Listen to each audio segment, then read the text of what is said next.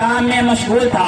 یہ انسان دانشور انسان اس کے پاس جاتا ہے اور جانے کے بعد کہتا ہے اے میرے بھائی میں تم سے ایک سوال پوچھنا چاہتا ہوں, میں تم سے ایک مسئلہ پوچھنا چاہتا ہوں. اس دیہات کے رہنے والے انسان نے کہا تم مجھ سے کون سا سوال پوچھنا چاہتے ہو, تم مجھ سے کون سا مسئلہ پوچھنا چاہتے ہو؟ اس انسان نے کہا کہ میں تم سے یہ پوچھنا چاہتا ہوں کہ مسلمان کسے کہتے ہیں اور مومن کسے کہتے ہیں. تو اس گاؤں کے رہنے والے انسان نے بڑا اچھا جواب دیا.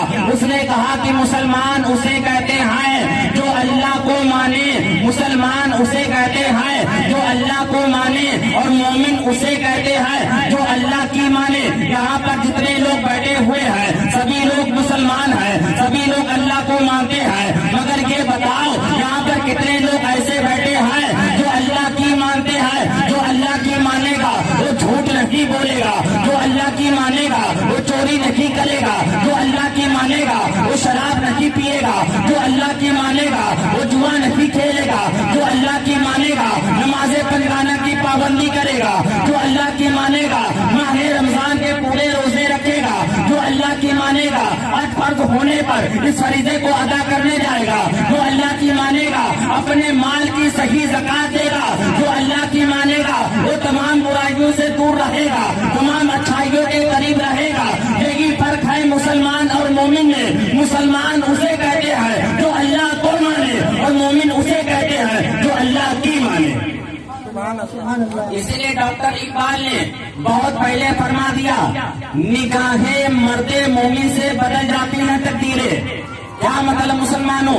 مرد مومن کی نگاہ سے تقدیر بدل جاتی ہے, یعنی تقدیر میں کچھ اور ہے, مومن کی نگاہ اٹھے کچھ اور ہو جائے. تقدیر میں بیماری ہے, مومن کی نگاہ اٹھے شفا عطا ہو جائے. تقدیر میں غریبی ہے, مومن کی نگاہ اٹھے مالدار ہو جائے. تقدیر میں برائیاں ہیں, مومن کی نگاہ اٹھے اچھائیاں لکھ دی جائے. تقدیر میں نہ اولاد کا ہونا لکھا ہے, مومن کی نگاہ اٹھے اولادیں عطا ہو جائے. تقدیر میں تمام برائیاں لکھی ہے, مومن کی نگاہ اٹھے اچھائیاں لکھ دی جائے. نگاہ کے مرد مومن سے بدل جاتی ہیں تقدیریں. ارے جب مرد مومن کی نگاہ کا یہ عالم ہے تو جس کا کلمہ پڑھ کر مومن بنا جاتا ہے اس نبی کی نگاہ کا عالم کیا ہوگا, اس نبی کے اختیار کا عالم کیا ہوگا, اس نبی کے کمالات کا عالم کیا ہوگا.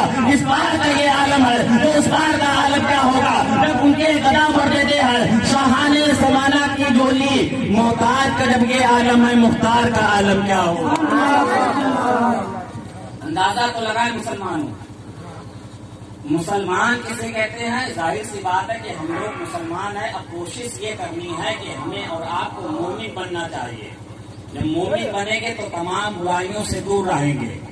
حضرات محترم, میرے آقا حضور صلی اللہ تعالی علیہ وسلم کے صحابی جن کا نام حضرت ربیعہ بن کعب رضی اللہ تعالی عنہ ہے, وہ ہر وقت پیغمبر اسلام صلی اللہ تعالی علیہ وسلم کی خدمت اقدس میں حاضر رہا کرتے.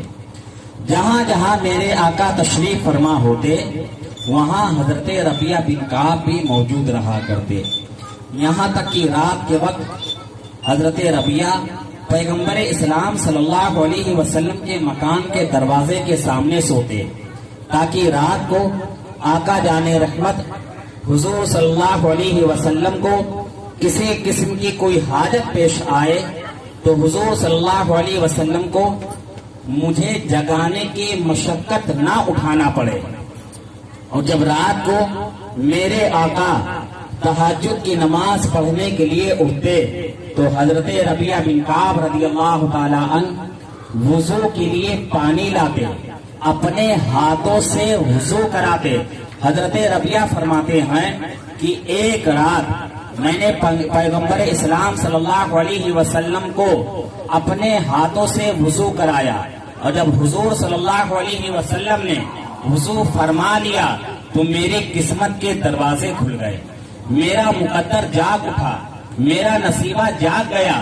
میرے آقا فرماتے ہیں اے ربیعہ مانگ جو تو چاہے. کیا فرمایا؟ اے ربیعہ مانگ جو تو چاہے. حضرات محترم, یہ لفظ وہی کہہ سکتا ہے جو ساری کائنات کا آقا ہو, یہ لفظ وہی دہرا سکتا ہے جو ساری کائنات کا داتا ہو، یہ لفظ وہی استعمال کر سکتا ہے جو ساری کائنات کا مالک و مختار ہو، ورنہ وہ اپنے وعدے میں جھوٹا ثابت ہو جائے گا۔ مثال کے طور پر میرے دروازے پر ایک مانگنے والا آئے، ایک سائل آئے، ایک بھکاری آئے، اور میں اس سے یوں کہوں کہ مانگ جو تو چاہے، وہ مجھ سے کہہ دے کہ رضوان قادری مجھے 10 لاکھ روپیہ دے دو، اپنا مکان میرے نام لکھ دو، اپنی پوری جائیداد میرے نام کر دو۔ بتاؤ اگر میں ایسا نہیں کر پایا تو میں اپنی باتوں میں جھوٹا ثابت ہوا یا نہیں؟ میں اپنے قول میں کاذب ثابت ہوا یا نہیں؟ میرے آقا فرماتے ہیں اے ربیہ مانگ جو تو چاہے۔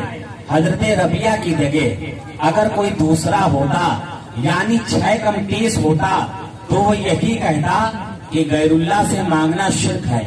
6 کم 30 آپ سمجھ گئے نا، غیر اللہ سے مانگنا شرک ہے، غیر اللہ سے مانگنا بدعت ہے۔ مگر حضرت ربیہ بن کعب رضی اللہ تعالی عنہ مسلمانوں صحابی رسول ہیں، اور ان کا یہ عقیدہ ہے کہ پیغمبر اسلام صلی اللہ علیہ وسلم دنیا سے شرک کو مٹانے آئے ہیں، نہ کہ دنیا میں شرک کو پھیلانے آئے ہیں۔ میرے آقا نے فرمایا اے ربیہ مانگ جو تو چاہے۔ حضرت ربیہ عرض کرتے ہیں یا رسول اللہ، جنت میں میں آپ کی غلامی مانگتا ہوں، جنت میں میں آپ کی نوکری مانگتا ہوں، جنت میں میں آپ کی خدمت گزاری مانگتا ہوں، جنت میں میں آپ کی ملازمت مانگتا ہوں۔ حضرات محترم حضرت ربیہ نے وہ شاہی محل مانگ لیا جو خاص کر کے اللہ تبارک و تعالیٰ نے اپنے محبوب کے لیے بنایا تھا، جو اللہ تبارک و تعالیٰ نے اپنے حبیب کے لیے بنایا تھا۔ اس لیے ظاہر سی بات ہے جہاں پر آقا ہوگا وہیں پر خادم ہوگا، جہاں پر آقا ہوگا وہیں پر غلام ہوگا، جہاں پر آقا ہوگا وہیں پر نوکر ہوگا، جہاں پر آقا ہوگا وہیں پر ملازم ہوگا۔ ایسا ہو ہی نہیں سکتا کہ آقا یہاں پر ہو اور نوکر دوسری جگہ ہو، تو وہ نوکری کیسے کرے گا، وہ ملازمت کیسے کرے گا، وہ خدمت گزاری کیسے کرے گا، وہ غلامی کیسے کرے گا؟ ظاہر سی بات ہے جہاں پر آقا ہوگا وہیں پر خادم ہوگا، جہاں پر آقا ہوگا وہیں پر ملازم ہوگا، جہاں پر آقا ہوگا وہیں پر نوکر ہوگا، جہاں پر آقا ہوگا وہیں پر غلام ہوگا۔ میرے آقا فرماتے ہیں اے ربیہ مانگ جو تو چاہے۔ حضرت ربیہ عرض کرتے ہیں یا رسول اللہ، جنت میں میں آپ کی غلامی مانگتا ہوں، جنت میں میں آپ کی خدمت گزاری مانگتا ہوں۔ مسلمانوں میرے آقا نے جب یہ سنا تو سننے کے بعد میرے آقا نے یہ نہیں فرمایا اے ربیہ یہ تو نے کیا مانگ لیا، جنت تو بروز قیامت حساب و کتاب کے بعد ملے گی، بلکہ میرے آقا فرماتے ہیں اے ربیہ یہ تو نے بہت چھوٹی چیز مانگ لی۔ اگر آج تو خدا کے دیدار کا سوال کرتا تو مدینے میں بیٹھے بیٹھے میں تجھے خدا کا دیدار کرا دیتا، مدینے میں بیٹھے بیٹھے میں تجھے خدا کا جلوہ دکھا دیتا۔ اس لیے سیدی سرکار اعلیٰ حضرت عظیم البرکت فرماتے ہیں سرور کہوں کے مالکو، مولا کہوں تجھے، باغے خلیل کا گلے زیبا کہوں تجھے، لیکن رضا نے ختم سکن اس پہ کر دیا، ارے خالق کا بندہ خلق کا آقا کہوں تجھے۔ حضرات محترم یہ شان ہے میرے آقا حضور صلی اللہ تعالی علیہ وسلم کی۔ بتائیے دنیا میں جنت، دنیا میں خدا کا جلوہ یہ کون کرا سکتا ہے؟ میرے آقا کی شان ہے۔ مگر آج 6 کم 30 نبی کی شان میں گستاخیاں کرتے ہیں، نبی کو معاذ اللہ بڑا بھائی کہتے ہیں، اور یہ کہتے ہیں میرے آقا مر کر مٹی میں مل گئے معاذ اللہ۔ حضرات محترم میرے آقا حضور صلی اللہ تعالی علیہ وسلم کی شان تو بہت بڑی ہے۔ آؤ ان کے غلاموں میں، ان کے امتیوں میں آپ کو لے چلو۔ آپ نے اناؤ کا نام سنا ہوگا، صفی پور شریف۔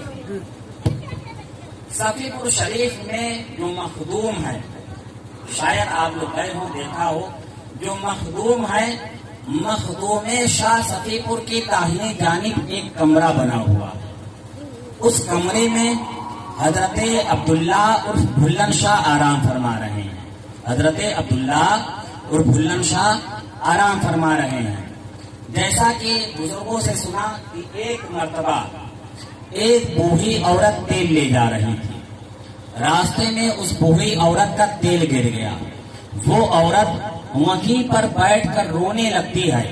حضرت عبداللہ اور بھلن شاہ کا گزر ہوتا ہے اور پوچھتے ہیں اے ضعیفہ کیوں رو رہی ہے, آخر بات کیا ہے؟ وہ عورت عرض کرتے حضور میرا تیل گر گیا ہے, شوہر بہت ظالم ہے, وہ مجھے مارے گا, مجھے پیٹے گا, مجھے گھر سے باہر کر دے گا. حضرت عبداللہ اور بھلن شاہ نے فرمایا اے زمین اس کا تیل اسے واپس کر دے, اے زمین اس کا تیل اسے واپس کر دے. زمین نے پکار کر کے کہا اے عبداللہ, اے بھلن شاہ, میرے اندر یہ خوبی ہے, میرے اندر یہ پاور ہے, میرے اندر یہ کمال ہے, میں جس چیز کو سوکھ لیتی ہوں اس کو دوبارہ واپس نہیں کرتی, میں جس چیز کو جذب کر لیتی ہوں اس کو دوبارہ نہیں نکالتی. آپ نے بھی بارہا دیکھا ہوگا, اگر آپ سے پانی زمین پر گر جائے, اگر آپ سے تیل زمین پر گر جائے, اگر آپ سے کوئی لکوڈ چیز زمین پر گر جائے اور آپ سوچیں کہ وہ تیل, وہ پانی, وہ لکوڈ چیز ہمیں دوبارہ میسر ہو جائے, وہ چیز ہمیں دوبارہ مل جائے, آپ JCB سے کھدائی کر دے, ہتھوڑا جلا دے, لاکھ کوششوں کے باوجود آپ کو وہ تیل, وہ پانی, وہ لکوڈ چیز آپ کو دوبارہ میسر نہیں ہوتی, دوبارہ نہیں ملتی. حضرت عبداللہ اور بھلن شاہ فرماتے ہیں اے زمین اس کا تیل اسے واپس کر دے. زمین نے پکار کر کے کہا میں جس چیز کو سوکھ لیتی ہوں اس کو دوبارہ واپس نہیں کرتی. حضرت عبداللہ اور بھلن شاہ جلال میں آتے ہیں اور جہاں پر تیل گر گیا تھا وہاں پر جو ہے اپنے انگوٹھے سے دباتے ہیں تو فوراً جو ہے زمین نے تیل کو باہر کر دیا, فوراً جو ہے زمین نے تیل کو اوپر کر دیا. حضرت عبداللہ اور بھلن شاہ فرماتے ہیں اے ضعیفہ, اے عورت اپنا تیل لے لے. وہ عورت اپنا تیل لیتی ہے اور گھر کو جانے لگتی ہے. ادھر حضرت عبداللہ اور بھلن شاہ بھی گھر کو جانے لگتے ہیں. زمین نے پکار کر کے کہا اے عبداللہ, اے بھلن شاہ, جس طریقے آج تم نے ہمیں دبایا ہے, کل جب تمہارا انتقال ہو جائے گا, تمہارے جسم سے روح پرواز کر جائے گی, جب تمہیں غسل دے دیا جائے گا, جب تمہیں کفن پہنا دیا جائے گا, جب تمہاری نماز جنازہ پڑھ لی جائے گی, اس کے بعد جب تمہیں قبر میں دفنایا جائے گا تو جس طریقے تم نے آج ہمیں دبایا ہے کل اسی طریقے ہم تمہیں دبائیں گے. حضرت عبداللہ اور بھلن شاہ فرماتے ہیں اے زمین میں تیرے اندر نہیں آؤں گا, کہہ دو سبحان اللہ. کیا فرمایا؟ اے زمین میں تیرے اندر نہیں آؤں گا.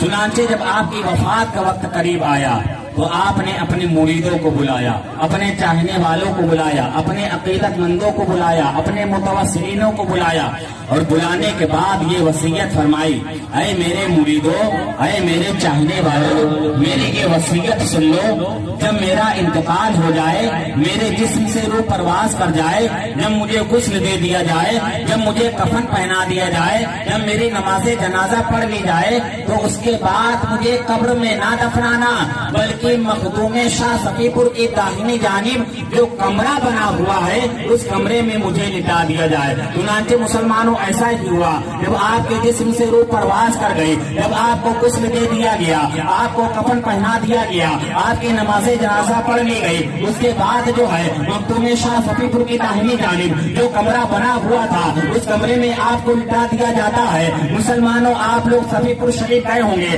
آپ نے دیکھا ہوگا وہاں پر آج بھی آپ وہاں پر موجود ہے. جب میں صفی پور شریف گیا تو ذہن میں یہ خیال آیا کہ سارے ولیوں کے راجا سرکار غوث اعظم زمین کے اندر, ہندوستان کے راجا عطائے رسول زمین کے اندر, خواجہ قطب الدین بختیار کاکی زمین کے اندر, دیوا کے دلہا حضور وارث پاک زمین کے اندر, بریلی کے تاجدار اعلیٰ حضرت عظیم البرکت زمین کے اندر, کمریا کے دلہا حضرت عبداللہ اور بابا نظامی زمین کے اندر, صدیق اکبر زمین کے اندر, عمر فاروق اعظم زمین کے اندر, اندر، عثمان غنی زمین کے اندر، مولا علی زمین کے اندر، سارے نبیوں کے امام الانبیاء صلی اللہ علیہ وسلم زمین کے اندر، سارے انبیاء زمین کے اندر، سارے صحابہ زمین کے اندر، سارے اولیاء زمین کے اندر، سب اندر، آپ اوپر کیوں؟ ذہن میں یہ خیال آیا کہ گنبد مبارک سے جواب آیا، اے رضوان قادری سن، ایک وقت آئے گا، ایک زمانہ آئے گا،